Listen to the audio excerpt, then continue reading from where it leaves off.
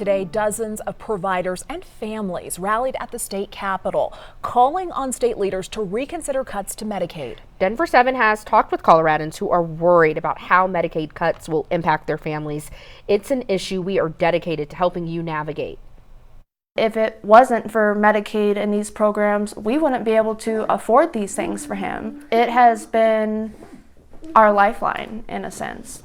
Last week, we introduced you to Sierra Stewart, a mom concerned with the governor's solution to the state budget shortfall. Colorado Governor Jared Polis thinks cuts to Medicaid will help solve the problem. Families who rely on the coverage tell us they feel targeted. The community shared their voice at the steps of the state capitol this afternoon. Denver 7's Colette Bordelon was there as lawmakers work on what's next with the Medicaid under the microscope. Ashley Brawl lives in the moment with her son, Amos. Oh, look at this one. And every embrace. He is the light of our family. Is a way to say she'll always be there for him. He has severe autism, so there are levels, which 1, 2, and 3, he is considered severe. He is also nonverbal. How has Medicaid played a role in Amos's life?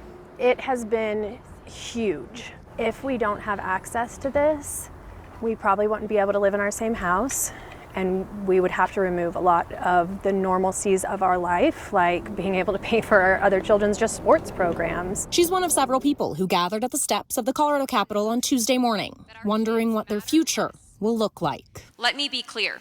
Colorado's fiscal challenges are not an excuse to balance the budget on the backs of children with disabilities. Colorado is working to make up a massive budget deficit expected next year, created in part by tax changes made on the federal level. Governor Jared Polis is recommending cuts to the fastest growing part of the budget, Medicaid. I'm certain the governor would prefer to leave rates where they are and potentially increase them for things that simply isn't the circumstance that we find ourselves in. This is one of many hearings the Joint Budget Committee will have about Medicaid. They're the lawmakers who are responsible for drafting the budget bill that will eventually be voted on next year. It's just very frustrating. State Senator Barbara Kirkmeyer calls Tuesday's hearing frustrating. They heard from a committee designed to research what Medicaid rates should be, but she says that's different than the governor's plan. The governor's budget request came in and said, hey, we're just going to cut everybody across the board and cut provider rates. And so it's kind of like, why are we doing this now when the governor's request is something totally different?